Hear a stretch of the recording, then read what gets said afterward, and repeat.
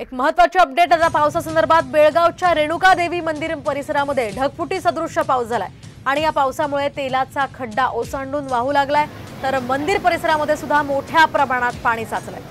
त्यामुळे भाविकांची मोठी तारांबळ या परिसरामध्ये उडाली। आपण पाहू शकतो या दृश्यांच्या माध्यमातून किती मोठ्या प्रमाणात या ठिकाणी पाणी वाहतंय। अक्षरशः नदीचं स्वरूप या परिसराला प्राप्त झालेलं आहे।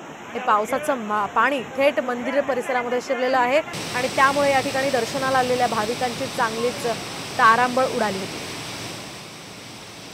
ढगफुटी सदृश्य पाऊस या परिसरामध्ये झालेला आहे आणि त्याचाच परिणाम आपल्याला हा या दृश्यांच्या माध्यमातून दिसतोय।